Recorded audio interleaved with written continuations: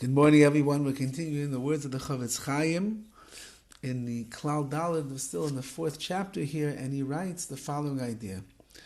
If a person sees what somebody else does, that the person who's sinning, let's call him Shimon, certainly is aware of the thing that he's doing is wrong. And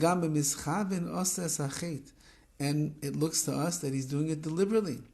For example, kibias arayas v'achilas dvar masurim. The man Shimon goes and has illicit relations, or he eats foods that are forbidden. V'kayotze bezeh, or similarly, shenis pashet yedias isur b'yisrael. Every Jew knows that you can't commit adultery. Every Jew knows you don't eat chazer. Even the most unreligious of Jews, they know that these things. But of course, if we're in the frum world, everybody knows that these are isurim. It's not like a question. Some people might not know about shatnez, wool and linen being mixed together. Some people might not know about the nuances of the laws of Shabbos. You can't rip toilet paper. Maybe when you reach into your drawers and you take things out and you put them back in because you didn't want that one, maybe you're transgressing something called borer, separation. Okay, we understand the nuances. Not everybody understands. But these big ones over here, to go and have illicit relations, commit adultery, to go to a treif restaurant and order chazer and cheese, everybody knows that you can't do that. So you see a person do something like that.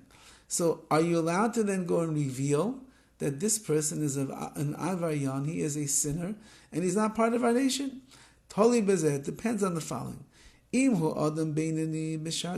he's an average fellow in other matters related to Torah, which means that his piety and his Yirah Shamayim is average. Normally, he guards himself from doing sins. He tries not to do sins. And this that we saw Shimon doing right now, having adultery or eating food that is for sure treif, we only saw him do it one time, and it was done privately. He didn't do it publicly. Asurin legalis es chetoy la'achem. You're not allowed to go and reveal this to other people. Even not in front of him, because if he'll find out, he'll be completely embarrassed. Somebody who reveals that Shimon ended up committing adultery, or that Shimon ate treif or the like, asham alzeh, certainly he committed a terrible asham, an offense, a sin, because very likely that Shimon realized that he did a mistake over here, and he did tshuva from his bad ways. And he's agonizing in his thoughts, and he regrets the sin that he did. And his sin, in that case, is forgiven in front of HaKadosh Baruch Hu. The main tshuva is based upon the remorse that someone has, or the bitterness they have in their heart. And Shimon did that. So now, now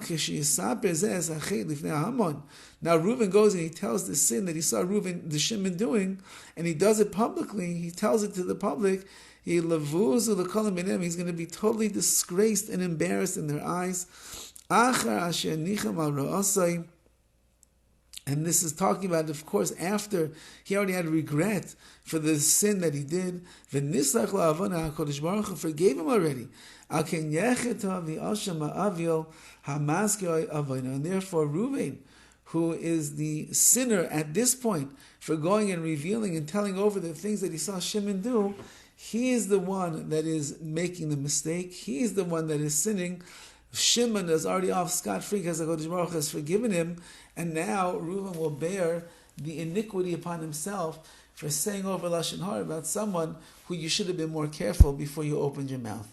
So once again, says the CHOFETZ CHAIM, where are you going to find a case where even when you think that you have every right to go and spread the words of misbehavior of this person, even there you have to work so hard to be dan l'chav schus, to judge favorably, and think to yourself how things could have changed since he did this act of sinfulness, the adultery, the illicit relations, eating the treif and the like.